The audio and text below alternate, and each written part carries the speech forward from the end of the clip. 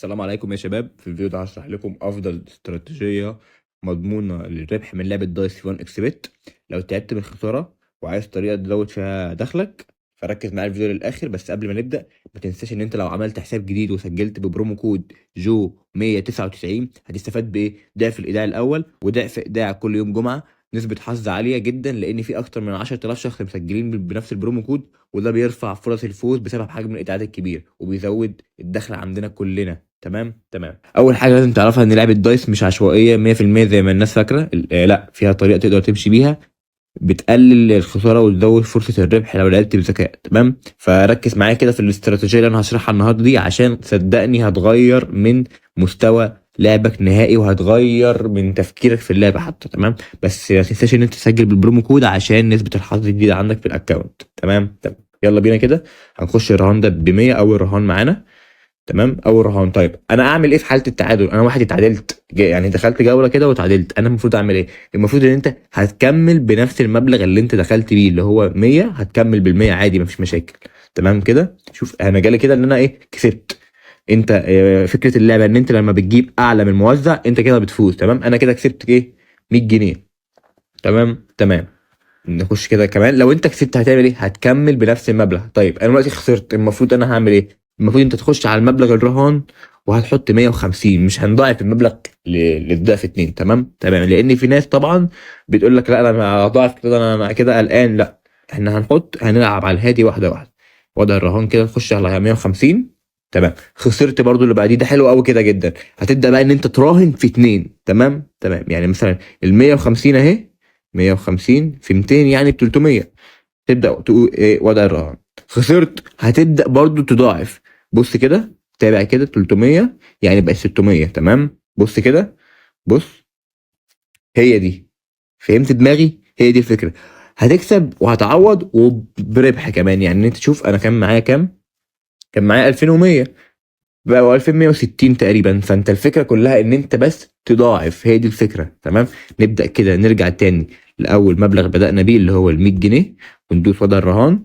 طيب خسرنا زي ما قلت لكم، هنبدا نحط 150.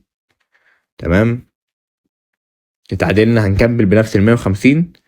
كسبنا نرجع بقى لل 100 تاني زي ما بدأنا. تمام، هي الاستراتيجية دي يا جدعان نسبة الخسارة فيها قليلة جدا. ليه؟ لأن أنت ما بتضاعفش فلوسك مرة واحدة، ما بتبدأش بإن أنت تبقى غشيم، لا بتلعب بالعقل شوية، بنمسك فلوسنا كده وبنعرف نحركها ونلعب بدماغنا. تمام، دي وضع الرهان ونكمل ب 100. كسبنا أول جيم مفيش أي مشكلة، هنكمل برضو عادي بنفس ال 100. لو كسبنا برضو هنكمل بنفس ال 100.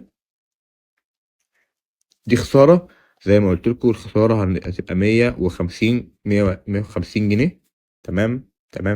كسبنا، حلو قوي ده. نرجع تاني لل100. تمام، دي وضع الرهان. اتعادلنا. في حالة التعادل زي ما قلت لكم انت بتكمل عادي بنفس المبلغ، ما تزودش وما تضعفش. تمام. خسرنا، طيب هنزود كده ال 150 وندوس وضع الرهان ونشوف ايه اللي هيحصل. خسرنا هنضاعف بقى ال 150 ل 300.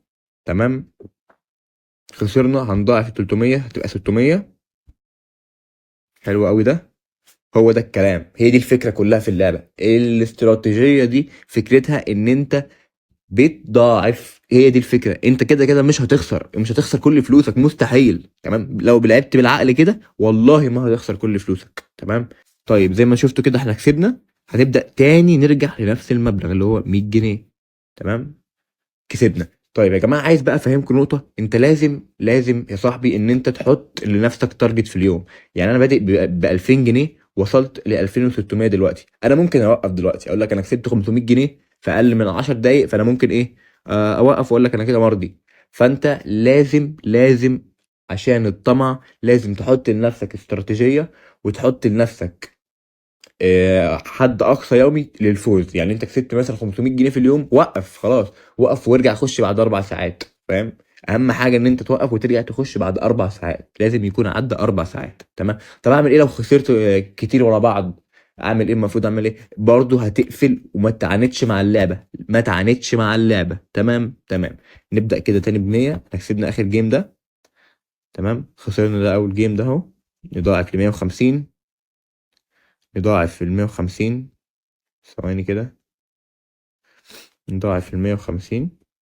اكتب هنا 150 ونضاعفها بقت 300، نضاعف ال 300 ل 600، كسبنا. شوفوا يا جدعان، دي فكرة الاستراتيجية، ان انت بتضاعف المبلغ بتاعك وبالهداوة، بس هي دي الفكرة. وان انت برضو تلعب ايه، ممكن، طب أنا ممكن اوريك طريقة، برضو ممكن اوريك طريقة. هنبدأ ب 100 جنيه، ثواني كده، دي طريقة تانية برضو هوريك. نبدأ ب 100، تمام. انا كسبت، هكمل بنفس ال 100 برضو، هكمل هكمل هكمل. خسرت، هضاعف ال 200، ال 100 ل 200 على طول، كسبت. انا كده عملت 1000 جنيه في اقل من 10 دقايق برضو.